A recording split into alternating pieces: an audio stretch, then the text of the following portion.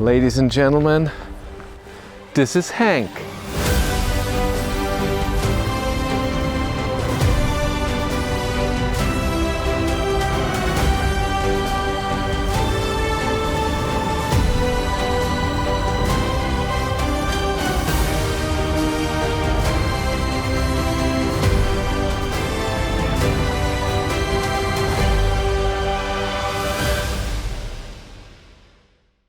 Hello everyone, this is my Volkswagen ID.7 Pro. I'm so excited. I picked up this car yesterday, drove 650 kilometers or something home. Now I'm here in nowhere land because it's hard to film somewhere where it's quiet because there's snow everywhere and I can't get to my usual places.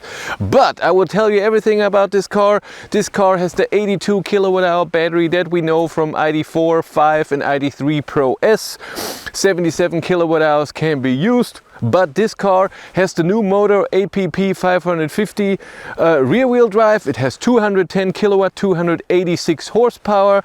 The car can then accelerate 6.5 seconds 0 to 100 kilometers an hour, and top speed is limited to 180 kilometers an hour. We have a higher torque, but the motor should be more efficient.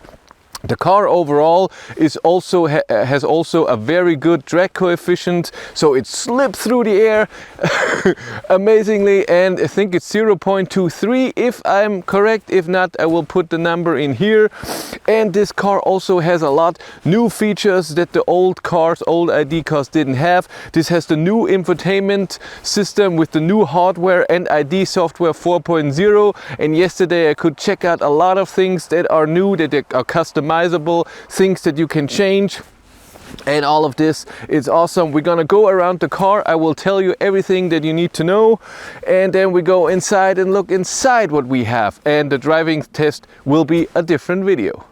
This car has the matrix LED headlights, so this part of the light can move. So when you get into the car, put it into gear, you get a greeting down and up. When you drive into a corner, it will move into the corner. And also it has the high beam assist with segments, so you can leave the high beams on, but other cars that are in front of you or coming towards you, the high beams will turn off for that segment, and those other cars don't get the high beams in their eyes. We have an LED strip here from left to right in the front. It looks awesome. We have cameras around the car here in the front, in the side mirrors and in the rear. With this you have a 360-degree camera system. We have parking sensors in the front and in the rear and on the side, and with this, as standard, the ID.7 has Park Assist Plus, so self-parking, memory parking, and with an update in the app, I don't know when, there will be a summon function where the Park Assist Plus, so parking into a parking spot, you can do via the app. So not just driving in a bit forward and in reverse, it will park into a parking spot sideways or whatever you need. And memory parking, like I said, where you drive into a parking spot and can save that parking, and the next time you are in that area, it will identify that you have saved a parking maneuver here and it will park itself. In the rear we also have an LED light that goes from holder left to the right, and there's also an animation. There's two animations that you can do when you get to the car or when you lock it. We have an electric liftgate, of course, and we have the easy open function where when you with your foot just do forward and reverse, it will open, and it does it really fast. And also there's closing where you just do that again and then you get away. It beeps one time and then it locks, and the trunk opens really fast and without a delay. I love that. The interior of the ID.7 of course gives you way much more space than what my ID.3 did in the past. We have way more legroom. We have two little pockets up here, a pocket down here, two USB-Cs, two air vents. So you can have one for the left, one for the right, or both for one side, and seat heating for the rear, and this also in 3 steps. And the interior feels very, very nice. You have a nice armrest here, and the headrest is nice too. I have enough headroom here. I would say an inch, 2 centimeters or so. I'm 180 centimeters tall. which is 6 feet, and I have the seat in the lowest position. I can barely put my feet underneath this front seat, but I have so much space. This is so fine.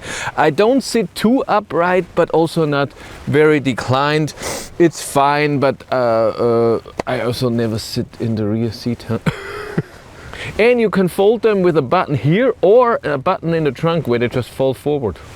Inside the ID.7 we still have the welcome screen that you have to press OK. That's how it is. Sadly, we have the new infotainment system that has a new layout, no button underneath anymore, and the volume and temperature button are now illuminated, but you don't have the gesture control anymore.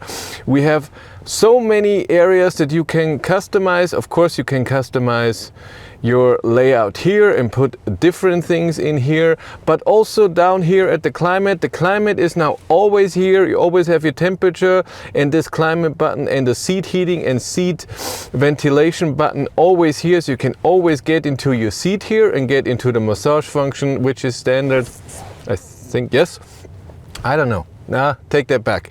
The position of the passenger side you can adjust here, and your auto function for seat heating and seat ventilation and stuff like this. But those two buttons here and those three here, you can customize. It can be something else. You have your smart climate that you can put on there, and also where the airflow goes. This is what I did. And we have a heated steering wheel, but not with wires, it's with infrared. So that's awesome. So I can turn it on, and windscreen heating is on. So that's awesome. And the buttons up here can be adjusted, customized, and when you go into the car function, I have to have the ignition on. Also those here 6 you can adjust and have something else up here. We still have our normal apps, but it works way more snappy. It's way faster. I can have Android Auto here, which connects normal as it should be, your assist system, your drive mode, all of your apps here. You just go through it, go into the climate. Climate for the middle vents is now done by button, or here on you or away from you. I have it in auto and away from me. That's perfect for me. And seat heating you do here, or seat cooling you do here. And you have massage function for the seat that you can turn on here or on the seat. Of course, you have memory seats as well too. Here in the middle we have a closable console with 2 cup holders, 2 USB-Cs and wireless charging. And here we have another pocket that's very deep where you can put other stuff, and underneath here is also another pocket where you can put stuff. The cockpit is smaller than in the other ID cars. It's way more focused on a head-up display, which shows new things with ID software 4.0. You can see your state of charge, your range, and your average consumption in there. It doesn't show arrows in here where you have to go when it comes to navigation. This is now done with the augmented reality part of the head-up display. But in here you still have your warnings, your speed and everything. You can see your drive mode, if lane assist is on, if cruise control is on, and temperature the same as here.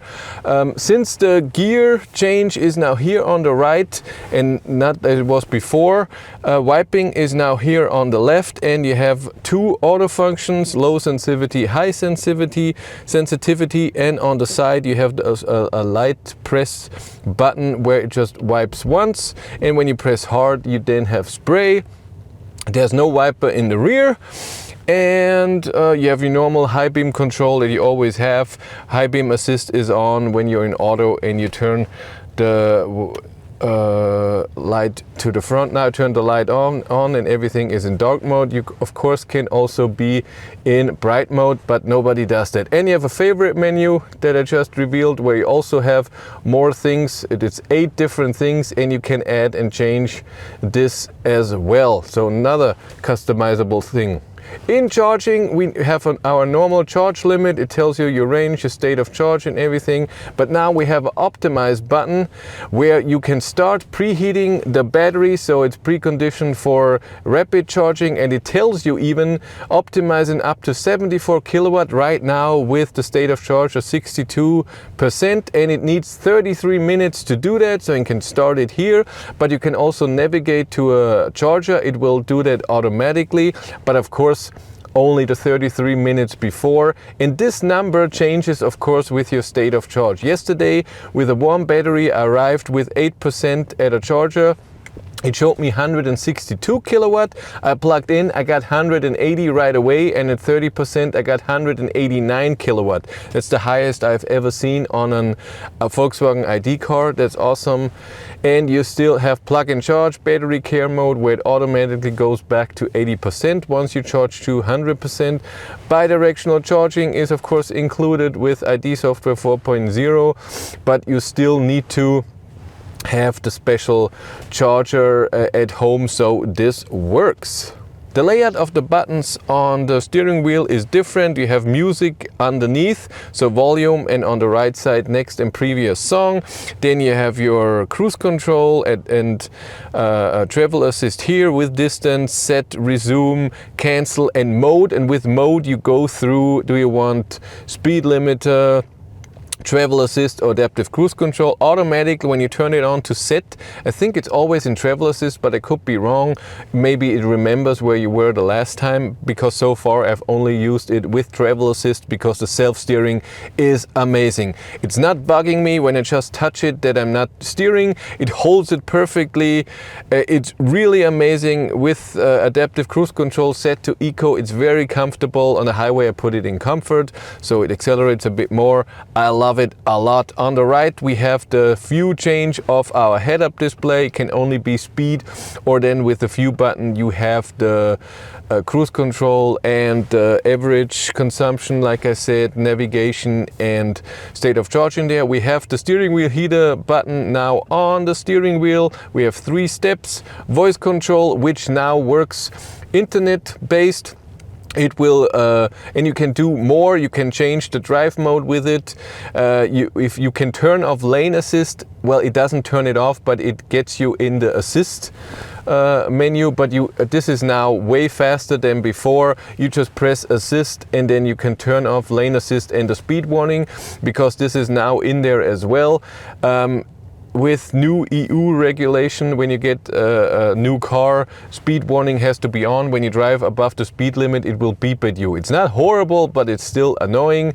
And you can turn it on here and then off here, and lane assist the same way, and it's done. Drive mode, every start it will be in comfort. If you want individual, you have to change that. Sadly, that is that way. Like I said, driving, we do all of this in a different video. This is just the overview of the car and what you can do.